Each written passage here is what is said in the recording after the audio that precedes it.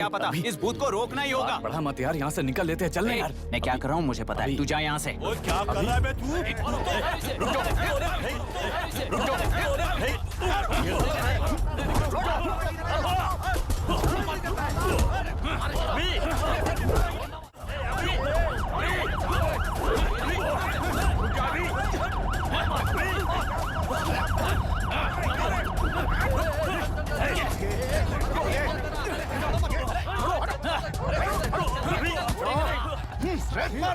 क्या प्रॉब्लम है? कुछ नहीं, इसका वोट मिस हुआ बोलकर पोलिंग रोकने की कोशिश कर रहा है। मिस नहीं हुआ है, मेरा वोट ट्रिक हुआ है। वोट ठीक हुआ है तो बैलेट पे दस्तखत करके जाओ यहाँ से। मत करो। ओहो, वोट रिग हुआ है ये सुनने के बाद आपका रिएक्शन इतना ही है? अगर लॉजिकली कहूँ ना तो सिर्फ इस एक बूथ को नहीं, सारे इलेक्शन को रोकना चाहिए।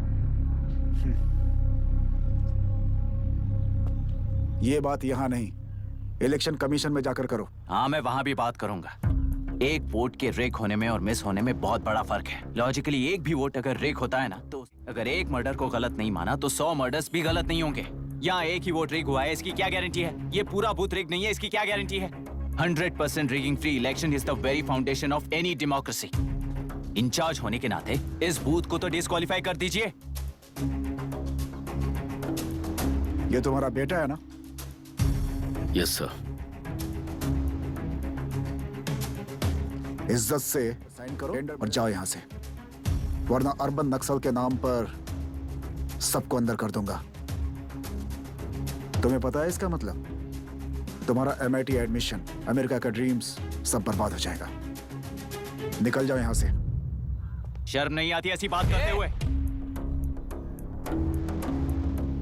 कलेक्टर के तौर पे आप इस जिले के सर्वोच्च प्राधिकारी हैं। आपको उन्हें अरेस्ट करना चाहिए जिन्होंने पुलिस के होते हुए भी हम पर हाथ उठाया। अर्बन नक्सल्स तो वो हैं जिनकी रक्षा करते हुए आप हमें धमकी दे रहे हो। कुछ समय के लिए इमोशंस को किनारे रख के बात करते हैं। आओ।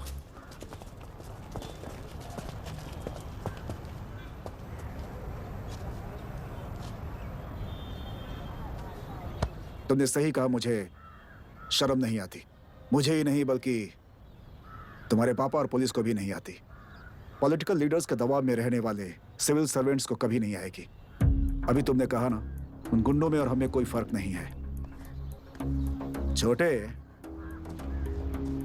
इस देश में हर कोई इंजीनियरिंग पर कितना मिलेगा, मेडिकल में कितना मिलेगा, MBA करने पर कितना लगाते हैं, लेकिन IAS बनने वाला सिर्फ देश का कितना भला होगा ऐसे सोचता है।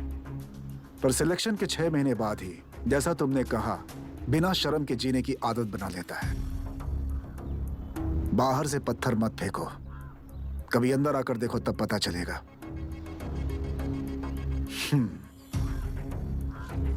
यह बूथ विशाखा वानी का है।